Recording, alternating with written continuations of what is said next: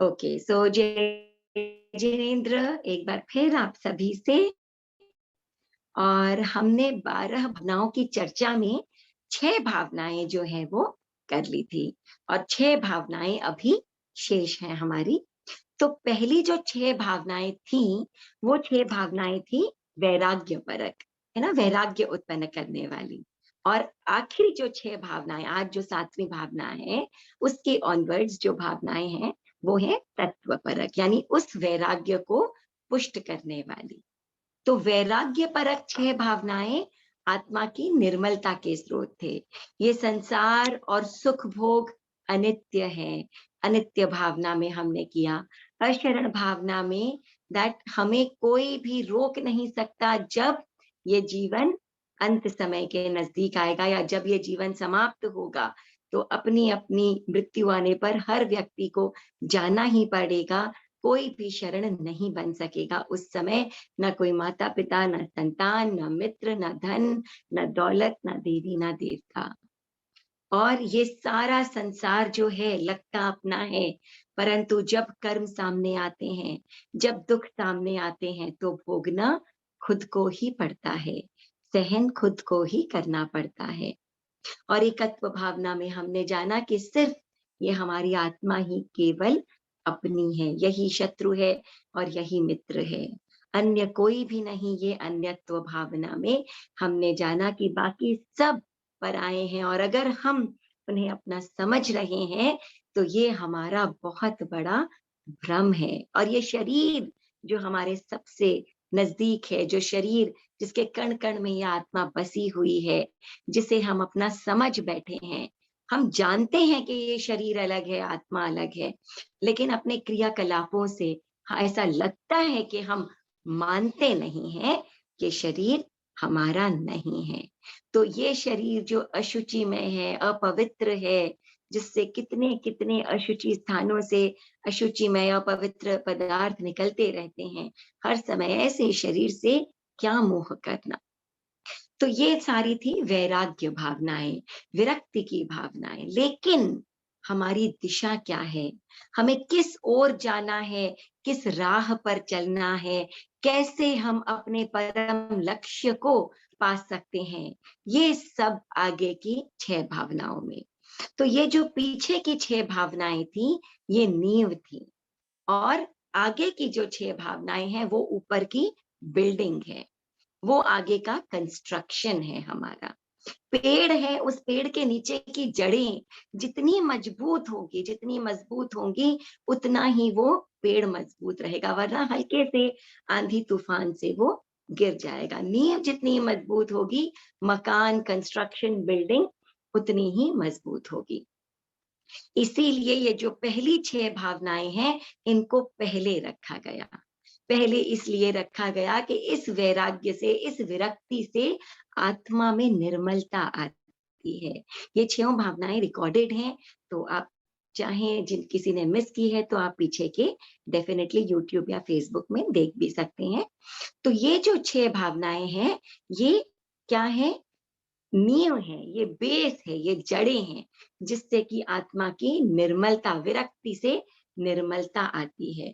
और ये निर्मलता ही जड़ है, वरना आगे की 6 जो तत्वपरक भावनाएं हैं, हम ज्ञान कितना ही ले लें, हम कितना ही समझने की कोशिश करें, कितनी ही बड़ी बड़ी किताबें, पोथे पाने पढ़ लें, लेकिन ये ज्ञान हमारे भीतर ठहरेगा नहीं, ये समझ गहरी बनेगी नहीं, अगर आत्मा में निर्मलता होगी नहीं। कैसे? जैसे जो सिंघनी का दूध है, शेरनी का जो दूध है, वो केवल एक स्वर्ण पात्र में ही ठहरता है, वरना नहीं ठहर पाता। तो बड़ी बड़ी किताबें पढ़ लेने से, बड़े बड़े ग्रंथ पढ़ लेने से भी जो व्यक्ति है, वो क्या है, अज्ञानी का अज्ञानी ही रह जाता है। तो 7वीं भावना आश्रव भावना, ये पहली तत्वपरक भावना है, आश्रव भावना।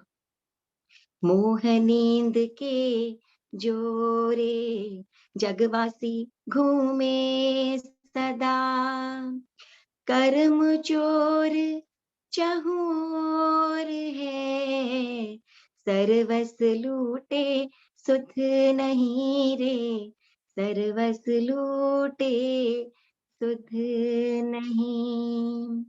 तो जिस प्रकार नींद में सोया हुआ व्यक्ति चोरों से संपूर्ण रूप से लुट जाता है, फिर भी उसे कुछ खबर नहीं रहती, उसी प्रकार मोह नींद में अचेत पड़ी हुई अज्ञानी जीव की जो ये आत्मा है, वो कर्म रूपी चोरों से निरंतर लुट रही है। फिर भी इस अज्ञानी जीव को कुछ खबर नहीं है, अज्ञानवश निरंतर लुटता चला जा रहा है और इसी कारण निरंतर इस संसार में भ्रमण कर रहा है। तो इस प्रकार संसार परिभ्रमण के कारणभूत पदार्थों को त्यागने के लिए तत्वपरक वैराग्य वर्धक आश्रव भावना का चिंतन हम करते हैं, इसका चिंतन किया जाता है। अच्छा, एक बात बताइए, हर व्यक्ति चाहता क्या है? हम सब क्या चाहते हैं? लक्ष्य क्या है हमारा? एक्चुअली क्या लक्ष्य है? हम सुख चाहते हैं, खुशी चाहते हैं। वो हर चीज हमारे साथ हो जिससे हमें सुख मिले, खुशी मिले, और ऐसी कोई चीज हमारे साथ ना हो जिससे हमें दुख मिले। और इसी सुख को पाने के लिए हम तरह तरह के प्रयास करते हैं। संसार में हम सुख को तलाशते हैं, रिश्तों में सुख को तलाशते हैं, लेकिन क्या रिश्तों में हमें सुख मिल जाते हैं? अगर ऐसा होता तो हम नए रिश्ते कभी भी नहीं ढूंढते। लेकिन एक रिश्ता समझ में नहीं आया, ये टूटा, नहीं टूटा तो भी हमने और नए नए रिश्ते बनाए, क्योंकि रिश्तों में भी एक समय के बाद वो मिठास अनेकों बार नहीं रहती है। किसी होटल में आदमी जाता है, रहता है, 5 स्टार, 7 स्टार, बड़े सुख की अनुभूति होती है। लेकिन उसके बाद क्या होता है? घर की याद आने लगती है, फिर से पुनः घर आना है, घर में व्यक्ति बोर हो जाता है, फिर कहीं घूमने जाना है। तो हम ये जो सुख तलाश कर रहे हैं ना, पैसा, धन, दौलत, ऐशो आराम, कितना सुख ढूंढते हैं, और फिर क्या होता है? उसमें भी सुख नहीं मिलता। रातों की नींद चली जाती है, तरह तरह की बीमारियां पकड़ लेती है। तो हम कहाँ सुख ढूंढते हैं? दिस सो कॉल्ड स्पिरिचुअलिटी, है ना, आध्यात्म में घुसने का प्रयत्न करते हैं। लेकिन जैसे ही कोई परिस्थिति सामने आती है, वो स्पिरिचुअलिटी, वो आध्यात्म धरा का धरा रह जाता है, और हम फिर से सांसारिक इसी परिस्थिति में चले जाते हैं। तो वास्तव में सुख है कहाँ? यहाँ से वहां, वहां से यहाँ छलांग लगा रहे हैं, दौड़ रहे हैं, लेकिन फिर से लौट कर यहाँ वहां घूमते रहते हैं, आते रहते हैं। तो वास्तव में प्रॉब्लम क्या है कि हम इस संसार में सुख ढूंढ रहे हैं, और ये जितने भी सुख हैं, ये स्थायी नहीं है। और बार बार हम आध्यात्म, स्पिरिचुअलिटी, कभी मेडिटेशन, कभी कुछ, उसकी तरफ जाने की कोशिश करते हैं, किसी व्याख्यान की तरफ, लेकिन फिर घूमकर उसी संसार में सुख ढूंढने लगते हैं, क्योंकि वास्तव में हम उस आध्यात्म का, उस स्पिरिचुअलिटी का मतलब भी नहीं समझ पाते हैं। तो क्योंकि संसार में हम सुख ढूंढ रहे हैं और ये सुख स्थायी नहीं है, वास्तविक सुख को हमने समझा ही नहीं है।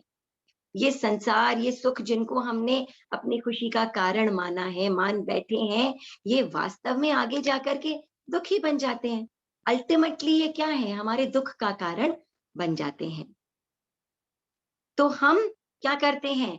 दुख का कारण भी इसीलिए इस संसार को ही समझ लेते हैं। लेकिन वास्तव में दुख का कारण है कौन? क्या ये संसार हमारे दुख का कारण है? कोई अपना प्रिय व्यक्ति चला गया, ये दुख का कारण बन गया। हमारी कोई प्रिय वस्तु हमसे दूर हो गई, प्रिय व्यक्ति दूर हो गया, ये दुख का कारण है। या जो हम चाहते हैं वो हमें नहीं मिला, ये हमारे दुख का कारण है। किसी ने हमारे साथ बुरा कर दिया, ये हमारे दुख का कारण है। क्या है हमारे दुख का कारण? इसे ही हम दुख का कारण समझ लेते हैं, इसीलिए हम कंफ्यूज्ड हैं। इसीलिए हम सही मार्ग को नहीं ढूंढ पाते। वास्तव में हमारे दुख का कारण, हमारे सुख का कारण और कोई नहीं, हमारे अपने, और कुछ नहीं, हमारे अपने कर्म ही हैं। और ये कर्म जो बार-बार हम कहते हैं, कर्म उदय में आए, पुण्य उदय में आए तो सुख की अनुभूति, पाप उदय में आए तो दुःख की अनुभूति, ये जो कर्म है ये क्यों आकर के आत्मा के साथ बंध जाते हैं, क्यों भार बन जाते हैं, क्यों सुख और दुःख का कारण बन जाते हैं। तो इस कर्म के पीछे जो मूल कारण है, जो बेस कारण है, वो है आश्रव। आश्रव, क्या है ये आश्रव? आश्रव यानी कषाय का भाव, क्रोध, मान, माया, लोभ, मोह का भाव, विकारों का भाव, और यही मूल कारण है दुःख का। ये आश्रव का जो भाव आता है, इसके कारण कर्मों का बंधन होता है, और इसी से सुख दुःख का वेदन हम करते चले जाते हैं, संसार मनोज, में भ्रमण ये नहीं करा करते के चले लाया। जाते हैं। और इसीलिए ये आश्रव क्या है? छोड़ने के योग्य है। तो सबसे पहले आइए समझते हैं कि आश्रव क्या है। देखिए, एक महल है, उस महल का मालिक है, उस महल में बहुत कुछ है, इतना खजाना, रुपए, पैसे, धन, दौलत, आलीशान चीजों से भरा हुआ है। मगर उस महल में 5 द्वार हैं, 5 दरवाजे हैं। 5 दरवाजे हैं, अगर घर में एक भी दरवाजा होता है ना, तो उस दरवाजे का हमें ध्यान रखना पड़ता है कि कहीं वो दरवाजा खुला ना रह जाए। क्यों? क्योंकि अंदर हमारे पास बहुत सारी चीजें हैं जो हम नहीं चाहते कोई लूट करके और ले जाए। और इस महल में तो 5-5 दरवाजे हैं, और ये पांचों दरवाजे खुले हैं। 1 नहीं, 2 नहीं, 3 नहीं, 5 दरवाजे। और दरवाजे तो खुले हैं सो खुले हैं, मालिक कैसा है? बेफिक्र होकर सोया है। डर तो है कि मेरी चीज चली ना जाए, मगर फिर भी नादान है, दरवाजे खोलकर सोया है। तो क्या होगा? चोरों का प्रवेश तो होगा ही। वैसी ही हमारी ये आत्मा है। इस आत्मा के अंदर ऐसा खजाना है, अनंत ज्ञान, अनंत दर्शन, अनंत आनंद, अनंत शक्ति संपन्नता, ऐसा खजाना है। मगर उसी महल के प्रकार यहाँ भी 5 दरवाजे हैं, और ये दरवाजे हम अपनी नादानी से सोए हुए हैं, विमूढ़ अवस्था में हैं, और ये दरवाजे खुले पड़े हैं। चोर भीतर आएंगे तो ये कर्म भीतर आ जाते हैं, और क्या करते हैं? हमारा नुकसान कर देते हैं, लॉस कर देते हैं। और ये अनंत ज्ञान, अनंत दर्शन होते हुए भी हम इन्हें नहीं, इनको महसूस नहीं कर पाते, इनका एहसास नहीं कर पाते, इनको हम भोग नहीं पाते। तो आचार्य हेमचंद्र सूरी ने एक वाक्य में आश्रव भव हेतु सूरी, आश्रव भव हेतु स्यात् संवरो मोक्ष कारणम। तो ये उन्होंने क्या कहा कि ये जो मोक्ष है, इसका बाधक तत्व कौन है? आश्रव। और इस आश्रव को रोक देंगे तो संवर तत्व आ जाएगा, जो हमारी अगली भावना है, और वही मोक्ष का कारण बनती है। तो आश्रव क्या है? कर्म ग्रहण करने वाला, कर्मों को खींचने वाला आत्मा का परिणाम। और ये 5 चोर, ये 5 आश्रव क्या है? मिथ्यात्व, अव्रत, प्रमाद, कषाय और योग। तो सबसे पहला चोर, सबसे पहला दुश्मन आत्मा का मिथ्यात्व। मिथ्यात्व यानी विपरीत श्रद्धा, सत्य जो ही उसके विपरीत श्रद्धा। और ये कितनी खतरनाक बात है, जब तक मिथ्यात्व रहेगा तब तक रास्ते पर चलना क्या, वो मार्ग मिलेगा भी नहीं। आचार्य उमा स्वाति एक बार किसी श्रावक के घर गोचरी के लिए गए। जब वहां गए तो उन्होंने देखा कि उस श्रावक ने अपने दीवार के ऊपर लिख रखा था, सम्यक दर्शन ज्ञान चरित्राणि मोक्ष मार्ग। आचार्य उमा स्वाति ने जाते जाते सामने सम्यक शब्द को जोड़ दिया, सम्यक दर्शन ज्ञान चरित्राणि मोक्ष मार्ग। के ज्ञान, दर्शन, चरित्र, आप कितना भी आचार पालन कर लें, कितना भी आप किसी चीज को जानने या समझने की कोशिश कर लें, जब तक आपकी धारणा सही नहीं होगी, जब तक आपके अंदर सम्यक्त्व नहीं होगा, तब तक ये सब क्या है? मिथ्या दर्शन ही बन करके रह जाएंगे। मोक्ष मार्ग कैसे मिलेगा? जब सम्यक्त्व आएगा। और सम्यक्त्व कैसे आएगा? जब मिथ्यात्व छूटेगा। तो ये पहला आश्रव मिथ्यात्व आश्रव। इन 5 चोरों में से पहला चोर मिथ्यात्व चोर। और ये मिथ्यात्व क्यों रहता है व्यक्ति के अंदर? कारण क्या है?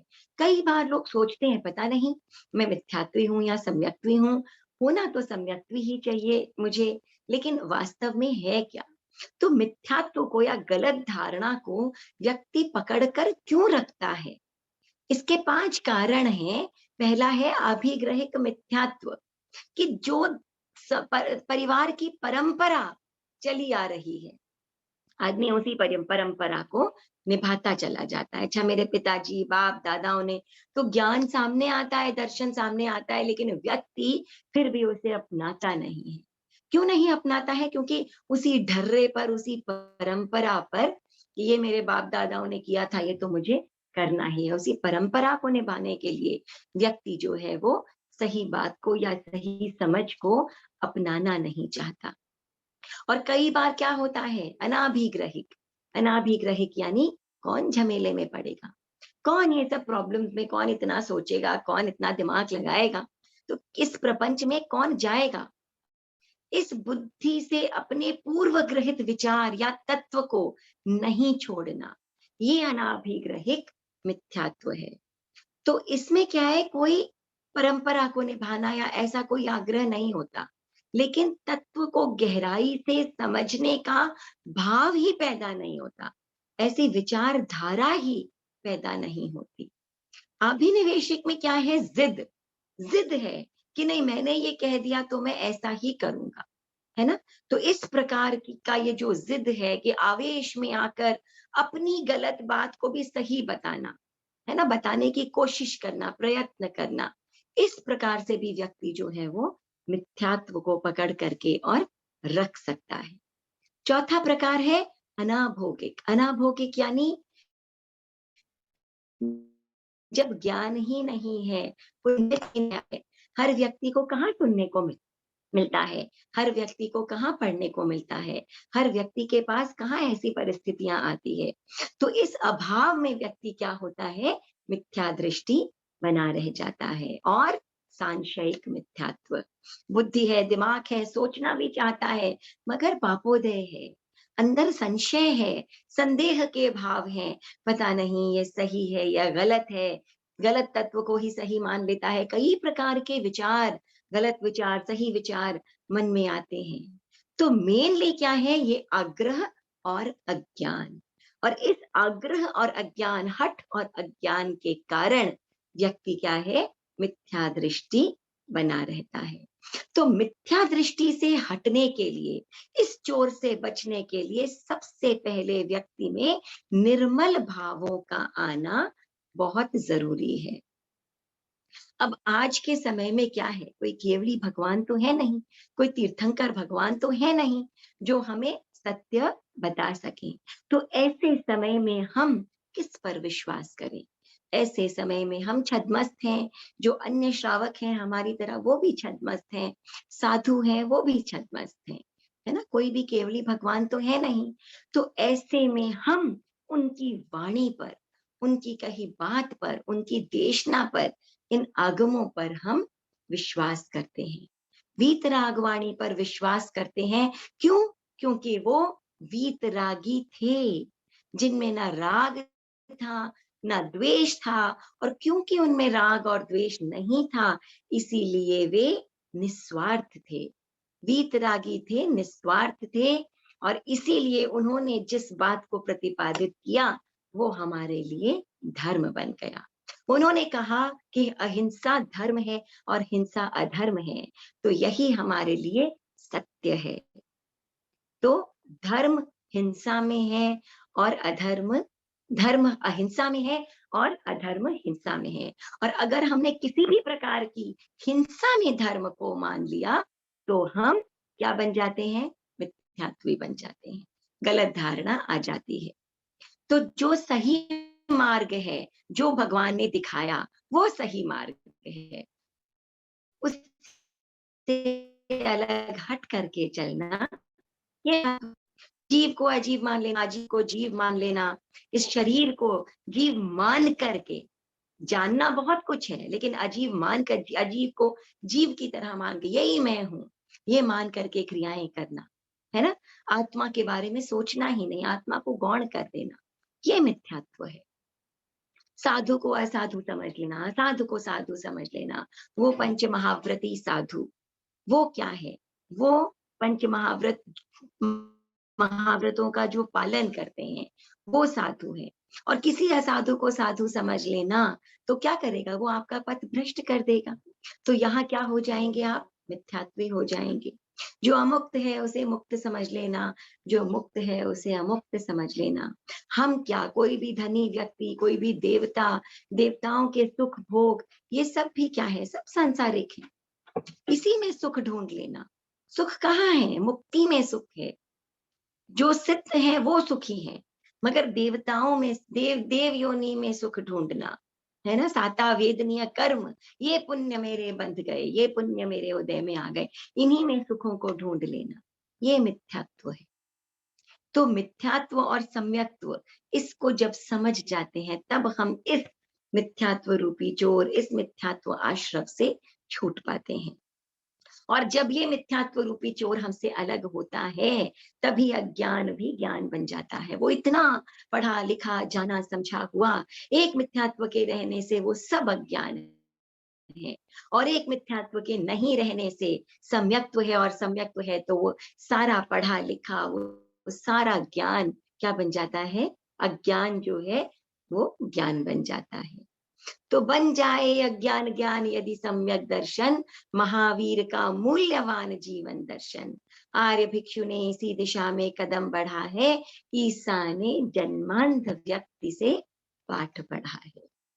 तो जो ईसाई धर्म के लोग हैं, वो क्या है? सेवा को धर्म मानते हैं। सेवा को धर्म मानते हैं। तो एक बार की बात है, जीसस क्राइस्ट, ईसा मसीह जो है, वो एक नदी के किनारे चल रहे थे। वहां उन्होंने देखा कि एक जन्मांध व्यक्ति है, जन्म से अंधा व्यक्ति। और ये जो जन्मांध व्यक्ति है, इसने जब जीसस क्राइस्ट को देखा, ईसा मसीह को देखा, तो उनके चरणों में आकर के और गिर गया कि हे भगवान, मुझे दृष्टि दे दो, मुझे आंखें दे दो, मैं जन्म से अंधा हूँ। ईसा मसीह को उस व्यक्ति पर दया आई, चमत्कार हुआ, और उस व्यक्ति को आंखें मिल गई। बहुत खुश हुआ, अनेकों दुआएं देता हुआ, अपने शीश को उनके चरण पर रगड़ता हुआ वो व्यक्ति चला गया। जिस व्यक्ति को बचपन से, जिसने कुछ देखा ही ना हो, उसको अगर आंखें मिल जाए तो उसे कैसा लगेगा? कितना खुश हुआ वो व्यक्ति। खैर, समय बीता, काफी समय हो गया। एक बार फिर ईसा मसीह किसी मार्ग से जा रहे थे, उन्हें वही व्यक्ति मिला, वही व्यक्ति दिखा जिसे उन्होंने आंखें दी थी। और वो व्यक्ति, उन्होंने देखा कि वो व्यक्ति किसी वेश्या के पीछे पीछे भाग रहा है, उसके पीछे बिल्कुल अंधा बना घूम रहा है, मोह में अंधा बना। तो ईसा मसीह सकते में आ गए। उन्होंने उस व्यक्ति को पास बुलाया। व्यक्ति बड़ा सा कुचाया सा उनके पास, एम्बैरेस था, उनके सामने आया। उन्होंने पूछा, ईसा मसीह ने, क्या इसी दिन के लिए तुम्हें मैंने आंखें दी थी? तब उस व्यक्ति ने ईसा मसीह से कहा कि प्रभु, आपने मुझे बाहर की आंखें दी थी, इसीलिए मैं आज भी भ्रमित हूँ। यदि आपने मुझे भीतर की दृष्टि दी होती, भीतर की आंखें दी होती, भीतर का ज्ञान दिया होता, तो आज ऐसा नहीं होता। तो उस दिन ईसा मसीह ने, जीसस क्राइस्ट ने, उस जन्मांध व्यक्ति से ये पाठ पढ़ा कि दृष्टि दो तो भीतर की दृष्टि दो। बाहर की दृष्टि का होना कोई बहुत बड़ी बात नहीं है। और यही भीतर की दृष्टि सम्यक दृष्टि है, जो इस मिथ्या दृष्टि के छूटने पर आती है। तो जो तत्व जैसा है उसे उसी रूप में देखना सम्यक दर्शन की पहचान है। तो सम्यक दर्शन की उपलब्धि के बाद जो व्यक्ति होता है, वो क्रूरतम विचारधारा, हिंसा, इस प्रकार की चीजों या इस प्रकार के भाव जो है वो नहीं रखता। तो पहला आश्रव, ये पहला चोर कौन सा हो गया? मिथ्यात्व आश्रव। तो खाते पीते सोते अंतर मन में एक ही आवाज गूंजती रहे कि ये मिथ्यात्व मुझसे दूर रहे, ये मिथ्यात्व मुझसे दूर रहे। और कैसे दूर रहेगा? अनंतानुबंधी क्रोध मान माया लोभ, ये जो कषाय है, इनसे दूर रहने की हम कोशिश करेंगे, क्योंकि ये जो अनंतानुबंधी क्रोध मान माया लोभ है, यही कारण है, यही जनक प्रकृति है इस मिथ्यात्व का हमारे भीतर रहने का। अब दूसरा चोर, दूसरा चोर कौन सा है? अव्रत, अविरति। अव्रत यानी अत्याग भाव। अत्याग भाव, छोड़ी नहीं जाती चीजें। जानते तो बहुत कुछ है, समझते भी बहुत कुछ है, मगर क्या करें, छूटती नहीं। जानने के बावजूद भी हमारे जीवन का हिस्सा बनी हुई है। त्याग किसे कहते हैं? त्याग क्या है? हमें बहुत बड़ा कंफ्यूजन है कि त्याग क्या है। त्याग यानी मुक्ति का मार्ग है, तो मुक्ति ही त्याग है। बंधन कभी भी त्याग नहीं हो सकता।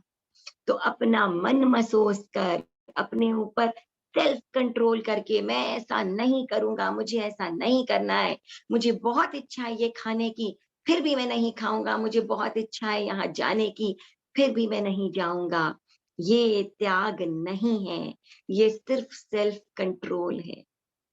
ये सिर्फ एक सेल्फ कंट्रोल है, अपनी विल पावर की प्रैक्टिस हो सकती है, विल पावर की परीक्षण हो सकता है, लेकिन ये त्याग नहीं। त्याग क्या है? जो आत्मा से छूट जाए, जो आत्मा से दूर हो जाए, जिस चीज की इच्छा समाप्त हो जाए। तो इच्छा समाप्ति जब होती है, उस चीज का आत्मा से कनेक्शन जब टूट जाता है, छूट जाता है, यहां है कि हम उस बंधन की जकड़न से टूट गए हैं, छूट गए हैं। यहां पर व्रत आता है। तो अव्रत यानी अत्याग भाव, त्यागना यानी उस चीज का आत्मा से छूट जाना, वो फिर कभी हमारी आत्मा का हिस्सा नहीं बनेगा। ऐसे हमारे आत्मा के भाव हो जाते हैं, है ना? तो आज हमने किसी एक चीज को खाने का त्याग किया, लेकिन कल सोचते हैं अरे आज तो खा नहीं सकता, आज तो त्याग है, कल इसी चीज को फिर बनवा करके और मुझे खाना है। 1 साल तक किसी चीज का त्याग किया, किसी कपड़े को पहनने का, ओढ़ने का, लेकिन जैसे ही 1 साल इंतजार करते हैं कब वो 1 साल पूर्ण हो, और उस 1 साल के कंप्लीट होते ही मैं शॉपिंग जा करके और शॉपिंग करके और अमुक अमुक चीज को खरीद करके और अपना हिस्सा बना लो। ये त्याग नहीं है। केवल भूखे रहना ये त्याग नहीं है। भीतर से जब ये दया का भाव, अभय का भाव, और डर, डर से कभी त्याग नहीं हो सकता। अभय के साथ त्याग जुड़ा हुआ है, अभय का भाव होना चाहिए, तब व्रत है। वरना तो केवल क्या है? केवल विल पावर का परीक्षण है। तो यहाँ त्याग भाव की प्रैक्टिस, हमें चीज को गहरे गूढ़ समझना होगा कि क्यों ये हमारे जीवन का हिस्सा नहीं होना चाहिए। एक अजीब सी अंदर से कसमसाहट होनी चाहिए जब कोई गलत चीज हमारा हिस्सा बनने जा रही हो और वो स्वतः ही छूट जाए। चाहे वो चोरी हो, चाहे वो झूठ हो, चाहे वो हिंसा हो, या वो कुछ और हो, चरित्रहीनता हो, चाहे वो परिग्रह हो, गलत हो, हमसे अपने आप छूटता चला जाए। ये है त्याग भाव। और प्रति समय कर्मों का आगमन होता रहता है।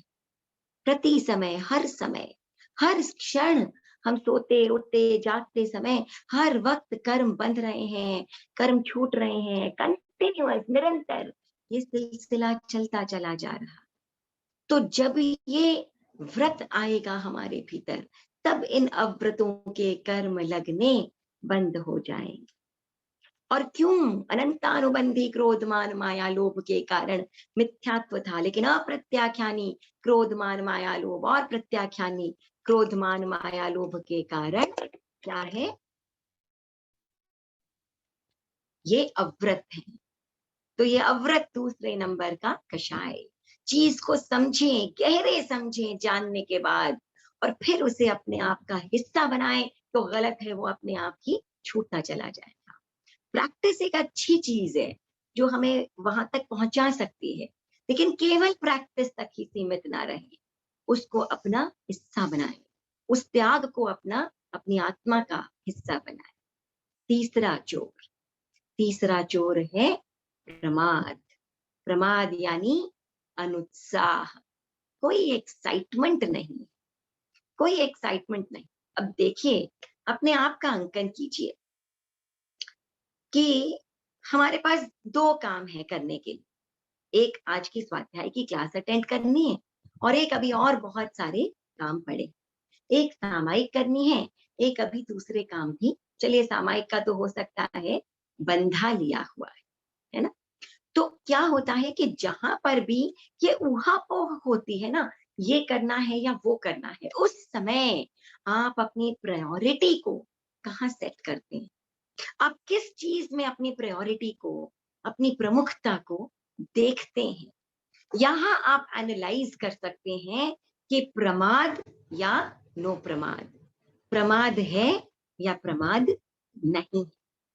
तो ये हमें हर वक्त एनालाइज करने की जरूरत है। जैसे हम परसों तरसों ही चर्चा कर रहे थे, एक फोन आया और किसी व्यक्ति ने कोई बड़ी मजेदार गॉसिप आपको बतानी है, किसी की चुगली करनी है या किसी का मर्म खोलना है, उस समय हम सोचते हैं कि मैं क्या करूं सुन करके, है ना? यहाँ आप अध्यात्म की ओर, निर्जरा की ओर, यहाँ पर आप शुभ भावों की ओर जा रहे हैं, और दूसरी ओर आपके पाप कर्म आपको खींच रहे हैं कि नहीं मैं जान लूं, बिना जाने तो मैं रह ही जाऊंगी, ये तो मुझे जानना ही चाहिए, एक बार जानूं जरूर, मन के भावों को कंट्रोल कर लूंगी, लेकिन जानना जरूर चाहिए। उस समय एक ऊहापोह की भावना, आप किसको चुनते हैं? सही मार्ग को चुनते हैं या गलत मार्ग को चुनते हैं? सही मार्ग को चुना तो अप्रमादी, अप्रमत्त अवस्था, और गलत मार्ग को चुन लिया तो प्रमत्त अवस्था। अपने आप को दिखाने का बड़ा अच्छा मौका मिल रहा है ऊंचा, और उस समय हम क्या करते हैं? मिथ्या, हम झूठ का ले लेते हैं सहारा। उस समय हम सोचें कि मैं अच्छा दिखूं या ना दिखूं, झूठ बोल के क्या फायदा? उस समय आप क्या करते हैं? आपके पास चुनाव है, आप चाहते तो झूठ बोल सकते हैं, अपनी शेखी बघार सकते थे, लेकिन दूसरी ओर आपने ऐसा नहीं किया, वो रास्ता चुना। हर जगह, हर क्षण, हर मोड़ पर आप देखेंगे दो रास्ते आते हैं, और उन दोनों रास्तों में से आपने सही रास्ता चुना, आप में अप्रमत्तता, और आपने गलत रास्ता चुना, आप में प्रमत्तता आ गई। तो प्रमाद अप्रमाद ये कोई एक पर्टिकुलर, हम कहते हैं कि छठे गुण स्थान के बाद में सातवें गुण स्थान से अप्रमादी अवस्था रहती है, प्रमाद नहीं आता। मगर ये अभी इसी समय, हर क्षण, हर वक्त, हर परिस्थिति में हमारे सामने दो रास्ते रहते हैं, एक प्रमाद का और एक अप्रमाद का, और चुनाव करने वाले हम खुद हैं। हर समय हम चुन चुन सकते हैं, अगर हम अलर्ट रहें तो, अगर हम जागरूक रहें तो, कि हमें प्रमाद वाला रास्ता चुनना है या अप्रमाद वाला रास्ता चुनना है। तो ये क्या, प्रमत्तता और अप्रमत्तता। तो प्रमाद ये हो गया तीसरे नंबर का चोर। और इस प्रमाद का कारण क्या है? फिर से वही क्रोधमान, माया और लोभ। तो कषाय और नो कषाय की तीव्रता, कषाय और नो कषाय जब तीव्र होते हैं ना, तब क्या करते हैं हम? अप्रमत्तता को भूल जाते हैं और प्रमाद की ओर आकर्षित हो जाते हैं। अनुत्साह धर्म के प्रति आ जाता है, प्रायोरिटी धर्म हमारा या शुभ विचार हमारे नहीं रहते। तो जैसे जैसे न्यूनता होती है कषायों की और नो कषायों की, वैसे वैसे ये अप्रमत्तता हमारी आत्मा का हिस्सा बनता चला जाता है, और ये तीसरा चोर प्रमाद हमसे दूर होता चला जाता है। चौथा चोर है कषाय, बड़ा खतरनाक चोर। चौथा चोर कषाय। कषाय यानी कश प्लस आय, कर्ममल का आगमन, ये इस शब्द का संधि विच्छेद है, कषाय। तो क्रोध के आवेश में व्यक्ति अपना और दूसरों का अहित कर देता है। मान, क्रोध, मान, माया, लोभ, मान के आवेश में व्यक्ति क्या करता है? माता, पिता, गुरु का भी तिरस्कार करने को तैयार कर रहता है, पीछे नहीं हटता है। मान ऐसी चीज है, व्यक्ति का अपमान आप कर दो, अपमान से ऐसा डरता है व्यक्ति कि ऐसी ऐसी परिस्थिति आ जाती है कि व्यक्ति आत्मघात करने को तैयार हो जाता है। तुमने मुझे ऐसा कह दिया, मेरे साथ ऐसा व्यवहार कर दिया, अब तो मैं इस घर में ही नहीं रहूंगा, अब तो मुझे भोजन ही नहीं करना, अब तो मुझे इस दुनिया में ही नहीं रहना। इतना इतना मान के आवेश में व्यक्ति क्या क्या कर जाता है। और माया, कपट, छल, घुमा फिरा कर बात करना, अपनी शेखी बगाड़ना है कुछ, बोलना कुछ, दिखना कुछ, करना कुछ, समझना कुछ। कितना बड़ा कंफ्यूजन हम दूसरों के लिए क्रिएट किया हुआ रखते हैं, और उतने ही अधिक कंफ्यूजन में हम खुद चलते चले जाते हैं। और लगता क्या है हमें कि बड़े होशियार हैं हम, जितनी माया, जितनी छल कपट और जितना ये सब कुछ करते हैं, सब हमारा चल जाता है, सब हमारा काम आ जाता है। भूल जाते हैं हम होशियार नहीं हैं, ये बंधे हुए हमारे कर्म थे, पुण्य रूप में जो उदय में आए हैं, जिनको हम फटाफट फटाफट फटाफट इस प्रकार का काम करके भोगते चले जा रहे हैं, खत्म करते चले जा रहे हैं। शायद यही पुण्य किसी अच्छे समय में कोई धार्मिक कार्य में उदय में आते तो हमें सही दिशा की ओर ले जाते। लेकिन किस प्रकार इनको खीरू कर रहे हैं, किस प्रकार इनको खत्म कर रहे हैं, और खुश हो रहे हैं कि देखो हमारी मायाचारी चल गई, आई एम सो स्मार्ट। लेकिन ऐसा नहीं है। और लोभ, लोभ क्या करता है? हमारे भीतर के संतोष का विनाश करता है। संतोष, वही संतोष जो सुख का कारण है, उसका विनाश करता है, ज्ञान का विनाश करता है। और ये जो ज्ञान है ना, इसका और जो मोक्ष है, मुक्ति है, केवल ज्ञान है, उसका 36 का आंकड़ा है। जब तक ये मोह रहेगा, तब तक ज्ञान नहीं आएगा, केवल ज्ञान नहीं आएगा। इसीलिए केवल ज्ञान, केवल दर्शन के आने से पहले इस मोहनीय कर्म को खत्म करना पड़ता है, इस लोभ को समाप्त करना पड़ता है, इन कषायों को समाप्त करना पड़ता है, तब कहीं जाकर व्यक्ति केवल ज्ञानी बनता है। पहले कषाय फिनिश, तब केवल ज्ञान, ज्ञान की उपलब्धि, केवल दर्शन की उपलब्धि। और ये 9 कषाय, ये बल देती है कषायों को। तो बिना मतलब बात बात में हंसी मजाक करना, किसी का मजाक उड़ा देना, किसी को अपने आप को बड़ा समझकर किसी को कुछ भी कह देना, या अपने आप को छोटा समझकर बड़े की चापलूसी कर देना, डरना, डर कर कोई भी चीज नहीं करनी है। शोक, दुख, इनमें आर्त आर्त ध्यान, रौद्र ध्यान, इस प्रकार के ध्यानों का आ जाना, किसी व्यक्ति से ईर्ष्या करना, किसी व्यक्ति से घृणा करना, किसी के प्रति बहुत अधिक अट्रैक्ट होना, किसी से बहुत अधिक मोह और प्यार करना, किसी पर अविश्वास करना, किसी पर शक करना, क्या है ये सब? सब नो कषाय हैं, सब इन कषायों को बल देने वाले हैं। छोटी-छोटी चीज़ें हैं, जब जब ये सामने आती हैं, इनको करने का मौका सामने आता है, उस समय अगर हम अपने आप को रोक लें, समझ जाएँ, सही रास्ते को चुन लें, अप्रमत्तता की ओर बढ़ जाते हैं और कषायों से दूर हो जाते हैं। और कैसे रुकेंगे ये? गाँठ नहीं बाँधनी है। संसारी जीव हैं, कषायों से टोटली अलग थोड़ी हो सकते हैं। कषाय तो अंदर संस्कारों में बैठे हैं। इस समय ये क्रोध, मान, माया, लोभ, समय आने पर सब कुछ होता है, गुस्सा भी आता है, घमंड भी अनजाने ही हो जाता है, अपने आप मायाचारी भी हो जाती है, और द्वेष भले ही ना हो, ये प्रेम भाव तो ऐसा है, बच्चों के प्रति, माता-पिता के प्रति, पति-पत्नी के प्रति, मित्रों के प्रति, अपनों के प्रति छूटता ही नहीं। मगर गांठ नहीं बांधनी है, गाढ़ा नहीं करना है इन्हें, गांठ नहीं बांध, ऐसा विचार नहीं, अरे देखो ये व्यक्ति, इसने मेरे साथ ऐसा किया, इसको तो मैं छोड़ूंगा नहीं। और व्यक्ति 1 दिन, 2 दिन, 7 दिन, ऐसा नहीं, 7-7 जन्म, अनंत जन्मों तक, उस असंख्य जन्मों तक उस बैर भाव को, उस गांठ को बांधे रहता है। कहाँ किसी जन्म में पार्श्वनाथ भगवान का भाई वो कमठ, और कहाँ भगवान के तीर्थंकर बनने का जन्म आ गया, फिर भी उस बैर को लेकर के वहां पर भी उत्पन्न हो जाता। कभी शेर बनकर खा जाता, कभी सांप बनकर डस जाता, नारकी में जाता बार बार, मगर वो बैर का भाव उसका छूटा नहीं। तो ये जो बैर के भाव हैं, ये जो क्रोध मान माया लोभ मोह के भाव हैं, इनको गाढ़ा नहीं करना है। एक्सपायरी डेट होनी चाहिए इनकी।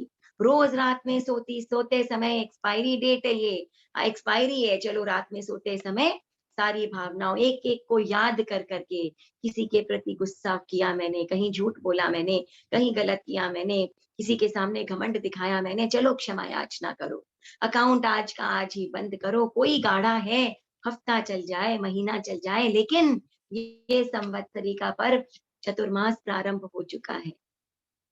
जब संवत्सरी का पर्व आएगा, ये फाइनल एक्सपायरी डेट है। इसके आगे कम से कम जैन है, जैन हो या अजैन हो, इसके आगे तो ये कषाय बढ़ने ही नहीं चाहिए। वही एक्सपायरी डेट है, तभी तो क्षमा याचना है।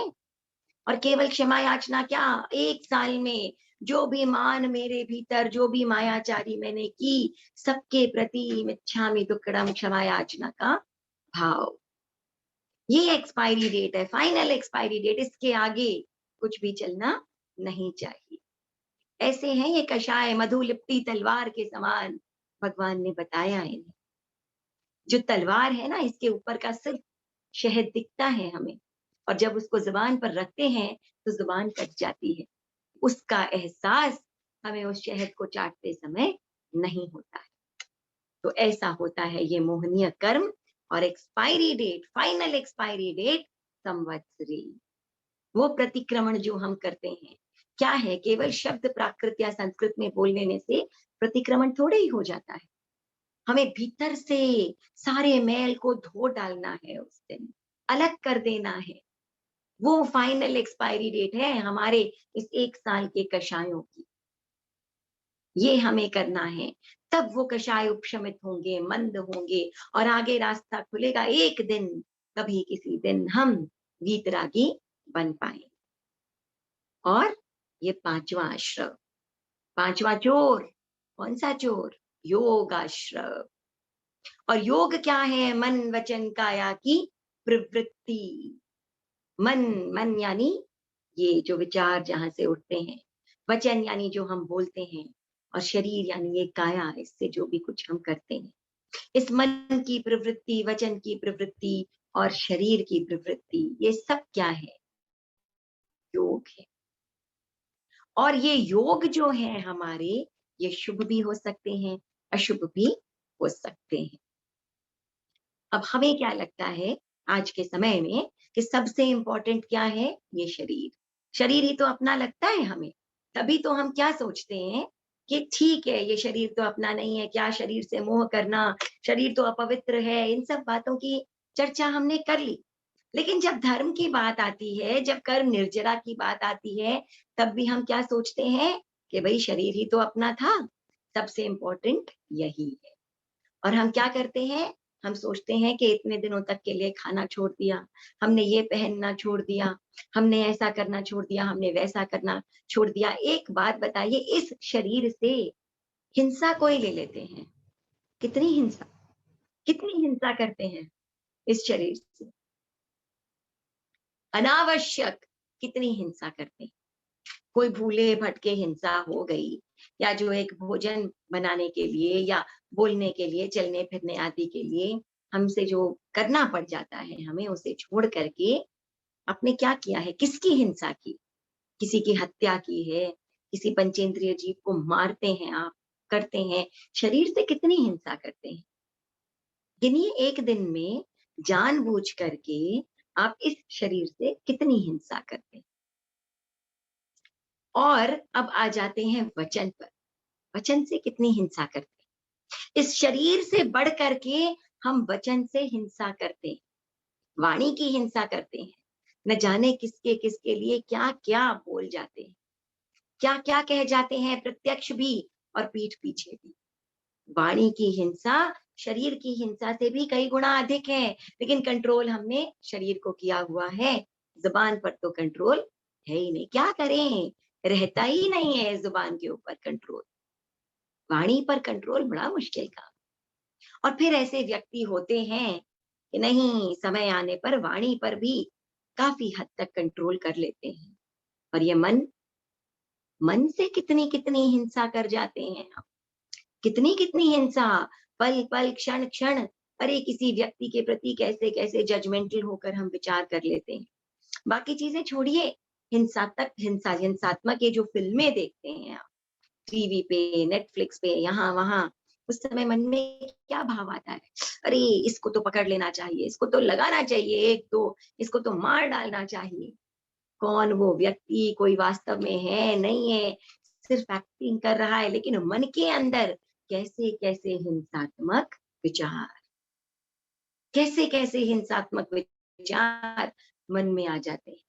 एक चलचित्र देखते समय भी क्या हमारे मन में, अपने मन को समत्व भाव में रख करके हम किसी की कही हुई बात सुन सकते हैं और अपनी वाणी पर कंट्रोल रख सकते हैं, कोई फ़िल्म देख सकते हैं, कोई वाक़या देख सकते हैं और अपने ऊपर कंट्रोल कर सकते हैं? क्या ऐसा हो सकता है? तो ये शरीर और शरीर से अधिक मन और वचन और वचन से अधिक मन। तो ये है योगों की प्रवृत्ति और योगों की प्रवृत्ति को कंट्रोल में करना यानी समता भाव रखना। और यही सामायिक है, मन वचन काया को कंट्रोल में रखना। और ये सामायिक एक केवल 48 घंटे बैठ करके नहीं, वहाँ ठीक है हमने पापकारी प्रवृत्तियों का पाप किया का त्याग किया है और बैठे हैं, लेकिन ये समता भाव, ये सामायिक हर क्षण, हर पल हमारे भीतर रहे, तब क्या है, आश्रव को हम रोक सकते हैं। ये 5वाँ चोर, कौन-सा? योग। ये राग द्वेषमय वृत्ति जो है हमारी रुक सकती है। तो ये आश्रव क्या है? चारों तरफ कर्म वर्गणाएँ, 1 इंच भी जगह खाली नहीं है इस लोक में। कर्म वर्गणाएँ चारों तरफ फैली हुई है, हर प्रदेश में, लोक के हर प्रदेश में कितनी-कितनी कर्म वर्गणाएँ। जहाँ पर भी हम हैं, वहाँ हम अपनी इस मन वचन काया की प्रवृत्ति, इन कषायों के कारण, इस प्रमाद के कारण, इस अव्रत के कारण, मिथ्यात्व के कारण हम क्या करते हैं, इन कर्म वर्गणाओं को आकर्षित करते हैं और ये हमारी आत्मा का हिस्सा बन जाती है। आत्मा पर भार बन जाती है और सुख-दुःख का कारण बन जाती है और इस लोक में हम परिभ्रमण करते रहते हैं, करते रहते हैं, करते रहते हैं। तभी तो ये चलता रहता है, कल इतनी धन-दौलत आज कहाँ चली गई? कल इतना मान-सम्मान आज कहाँ चला? ये सब सर्कुलेशन चलता रहता है, चलता रहता है, चलता रहता है।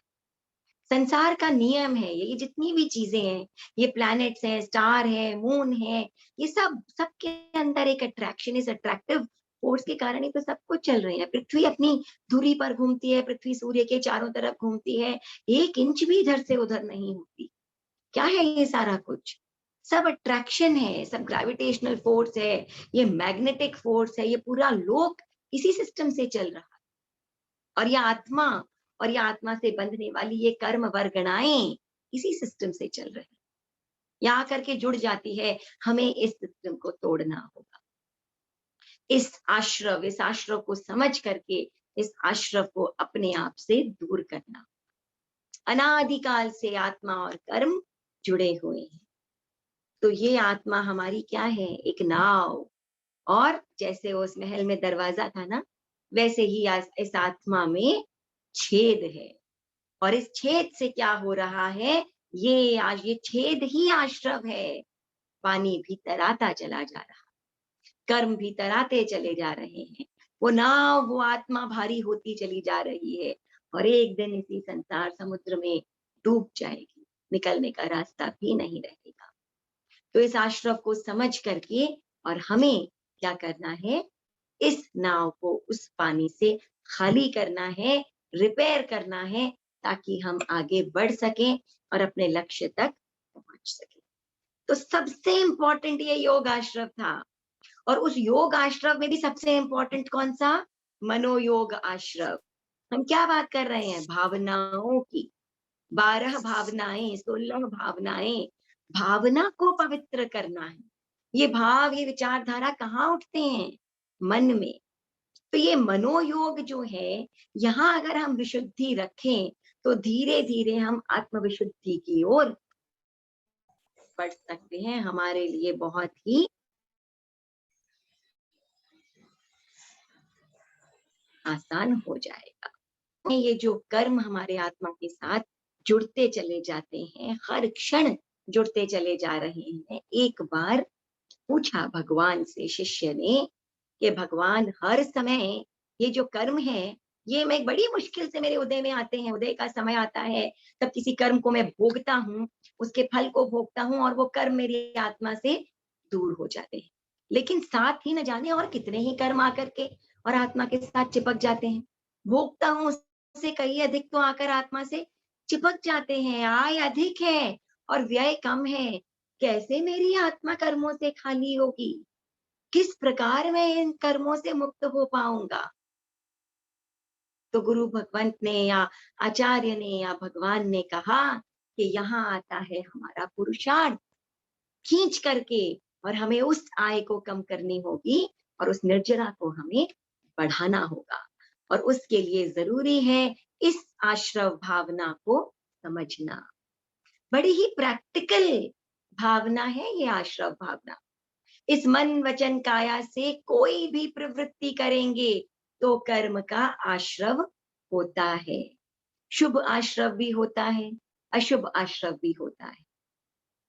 तो व्यक्ति को क्या करना है, हर सर्कमस्टांस में, हर परिस्थिति में, चाहे वो अनुकूल हो या प्रतिकूल हो, व्यक्ति अमीर हो या गरीब हो, स्वस्थ हो या बीमार हो, उस समय अगर अच्छा हो रहा है तो आप समझिए इस समय पुण्य का उदय है। बुरा हो रहा है तो उस समय पाप का उदय है। तो दोनों ही समय में समता का भाव रखना। और कारण कर्म है, कर्म का कारण आश्रव है। इस बात को समझना, सेल्फ असेसमेंट करना, सेल्फ एनालिसिस करना, अपने आप का, स्वयं का अध्ययन करना, अपने परिणामों को परखना कि जन्मदाता कौन है? कर्म। हमारे अपने द्वारा उपार्जित ये कर्म और प्रतिपल बंधते जा रहे हैं ये कर्म। और क्या होता है? बांधते समय अनुभव नहीं होता है। अनुभव कब होता है इनका? भोगते समय अनुभव होता है।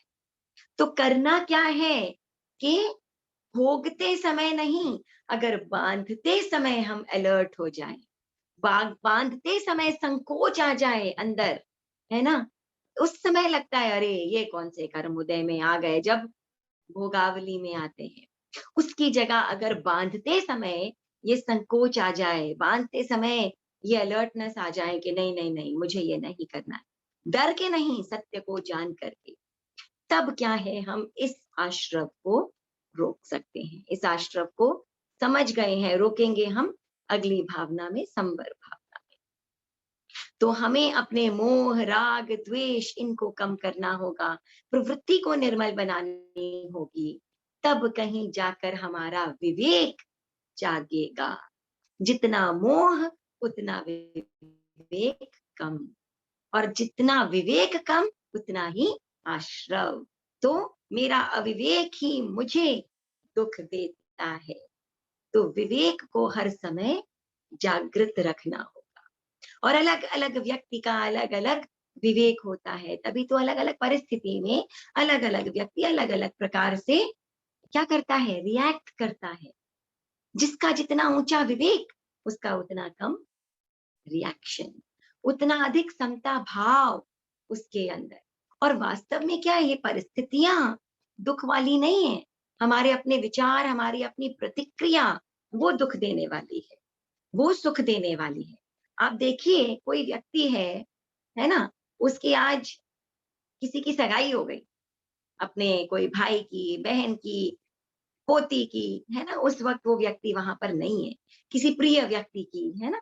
अब क्या होता है, सगाई हो गई, शादी हो गई, जब तक आपको पता नहीं है, परिस्थिति तो बन चुकी, वो विवाह तो हो चुका, वो सगाई तो हो चुकी, या वो धन लाभ तो हो चुका, मगर आपको कब तक सुख की अनुभूति नहीं होती है? जब तक आप तक वो खबर नहीं पहुँचती है। तो वो परिस्थिति दुःख देने वाली नहीं थी। आप तक पहुँची, आपने उसका रिएक्शन दिया, तब वो सुखमय बन गई। ऐसे ही आप समझिए किसी प्रिय व्यक्ति का विछोह हो गया, मृत्यु हो गई, कोई दुःख का कारण बन गया। जब तक आप तक वो खबर नहीं पहुँचती, आप आराम कर रहे हैं, पार्टी कर रहे हैं, एन्जॉय कर रहे हैं, आराम की नींद सो रहे हैं। जैसे ही आप तक वो खबर पहुँचती है, यानी कि वो जो परिस्थिति है, वो दुःख नहीं थी, परिस्थिति तो बन चुकी थी। लेकिन आप तक जब वो पहुँची, आपके विचार, है ना? आपके विचार, आपकी वाणी, आपका शरीर, उससे आपकी प्रतिक्रिया से आप दुःख को क्रिएट करते हैं। तो परिस्थिति दुःखमय नहीं होती, आपकी प्रतिक्रिया वो दुःखमय या सुखमय होती है। तो हर परिस्थिति में व्यक्ति सुखी रह सकता है और हर परिस्थिति में व्यक्ति दुखी रह सकता है। कंट्रोल किसके पास है? कंट्रोल हमारे अपने पास है। तो आश्रवों से मुक्ति होती है, तब जीव जाकर के और ऊर्ध्वगामी बनता है। और आश्रव और कर्म को कंफ्यूज हमें नहीं करना है। आश्रव आत्मा के परिणाम हैं, जीव हैं, और कर्म क्या है? बौद्धिक है। और इन कर्मों का आगमन आगमन इस आत्मा की तरफ हो जाता है। क्यों?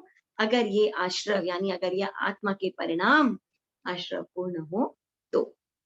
अगर ये आश्रव युक्त हमारे परिणाम हो जाए तो आश्रव आत्मा के परिणाम है, जीव है, और कर्म क्या है? जीव है। तो ये कंट्रोल किसके पास है? हमारे पास है। और बंधन अगर मेरे कारण है, तो मुक्ति भी मेरे अपने कारण ही होगी, और डेफिनिटली होगी। सिर्फ समझने की जरूरत है कि इस बंधन का कारण भी मैं ही हूं, और इस मुक्ति का कारण भी मैं और सिर्फ मैं ही। तो ये हुई आश्रव भावना। इस छेद को तो हमने जान लिया जो नाव में है, उन दरवाजों को तो हमने जान लिया जो खुले पड़े हैं, जिनमें से चोर आ रहे हैं।